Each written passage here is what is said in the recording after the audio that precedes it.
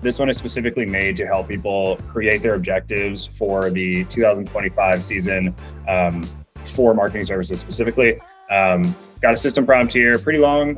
From a settings perspective, I use Claude.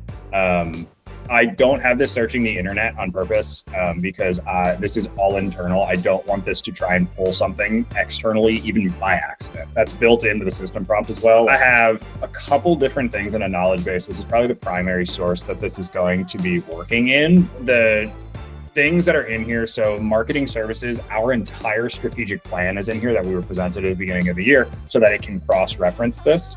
I also have, so TELUS sent through the 2020, which is funny, the individual objectives here, they are from 2022. This isn't just old. That video we all saw is from 2022. So those are all in there as well. So that's a full PDF of that. And then there's also an email that went out that was referencing performance scorecards. So that's about like, how are you, if you set your objectives, how are you then kind of like graded on those things? So that's also included in here just so I can have that reference of like, okay, if I'm going to tell you to do this, like how are you going to be judged? And then, yeah, from a system prompt perspective, I won't go like too into detail on this. I can kind of expand, but basically you can read here. The primary focus is exactly what I had just mentioned. Core knowledge base is really heavily focused on the files that it has. And then communication style, this is just like the communication style I tell it to use, so like people can change this however they want, but I prefer it to be professional, friendly, and supportive.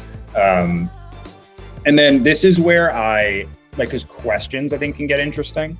Like if you can answer a question, provide a detailed response. If you don't have enough, say, I'm sorry, I don't have enough information, please reach out to your manager to answer this. Goal development assistance. So this is kind of, I would say, like there's two kind of like swim lanes that this has. So it's like answering questions about what people have, like how do I make objectives? What are our goals? Like stuff like that.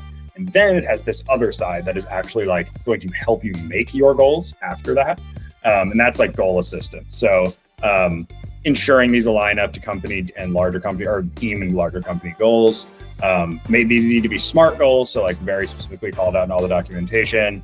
And then this is like probably one of the more important parts of like, if it's not found, be straightforward and just say that and say like, I don't have that information and redirect them. Most of these are kind of, there's few reiterations. This is where I was talking about like confidentiality and stuff, especially because this was an HR focus. I mean, this is very heavily like people's personal objectives they want to be doing, is just don't sharing any, like it shouldn't share any of this. It's not going to like, give you anything that's outside of this. The primary, I would say like KPI here is time saved for myself, time saved for my manager, and time saved for HR. So this is like multifaceted in the sense of it should allow for time savings across the board there.